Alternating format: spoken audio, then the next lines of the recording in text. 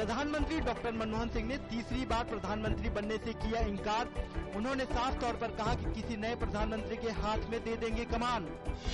कांग्रेस उपाध्यक्ष राहुल गांधी के पास प्रधानमंत्री पद को प्राप्त करने की सभी योग्यताओं का जिक्र करते हुए प्रधानमंत्री ने कहा कि इस पद के उम्मीदवार की घोषणा कांग्रेस पार्टी उचित समय पर करेगी। प्रधानमंत्री डॉक्टर मनमोहन सिंह ने कहा है कि अगर नरेंद्र मोदी देश के प्रधानमंत्री बनते हैं तो यह देश के लिए घातक साबित होगा। प्रधानमंत्री ने कहा कि बढ़ती मुद्रास्फीति, विशेषकर खाद्य मुद्रास्फीति में बढ़ोतरी और रुपए की गिरती कीमतों ने अभी हाल ही में कांग्रेस पार्टी की छवि को धूमिल किया है।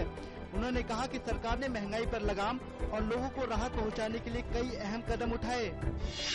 प्रधानमंत्री ने कहा कि सरकार ने विकास को पुनर्जीवित करने, उद्योगों को बढ़ावा देने, रोजगार के अवसर पैदा करने और गरीबी उन्मूलन के लिए कई कारगर नीतियां बनाई। प्रधानमंत्री ने कहा कि यूपीए के पहले कार्यकाल की तरह ही जनता दूसरे कार्यकाल में लगे भ्रष्टाचार के आरोपों पर ध्यान नहीं देगी। प्रधानमंत्री डॉक्टर मनमोहन सिंह ने कहा कि सरकार ने सच्चर कमेटी की सिफारिशों को लागू करने की दिशा में अच्छा काम किया। उन्होंने कहा कि दुख के साथ कहना पड़ता है कि इनका लाभ अब तक सभी लोगों तक नहीं पहुंच पाया है। विदेशी निवेश बढ़ाने के उपायों पर जोर देते हुए प्रधानमंत्री ने कहा कि सरकार ने लगातार काम किया है और इस दिशा में आने वाले अवरोधों को दूर करने के लिए जरूरी कदम उठाए जाएंगे। प्रधानमंत्री ने कहा कि अमेरिका के साथ परमाणु संधि उनकी सरकार की सबसे बड़ी उपलब्धि रही। पड़ोसी देशों के साथ बेहतर संबंधों की वकालत करते हुए प्रधानमंत्री ने कहा कि उन्होंने अपने कार्यकाल में पड़ोसी देशों के साथ बेहतर संबंध कायम करने की पूरी कोशिश की। उन्होंने कहा कि पड़ोसी देशों के साथ बेहतर संबंधों से क्षेत्र के लोगों को फायदा होगा।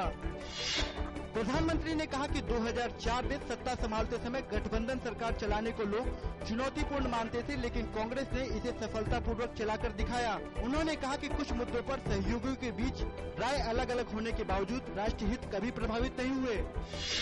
दिल्ली में आम आदमी पार्टी की जीत पर प्रधानमंत्री ने कहा कि लोगों ने उनकी नीतियों पर भरोसा दिखाया। उन्होंने कहा कि अभी देश के लोगों को राजनीति, अर्थव्यवस्था समेत तमाम पक्षों पर उनकी नीतियों को देखना है, इसलिए अभी प्रतिक्रिया देना जल्दबाजी होगा।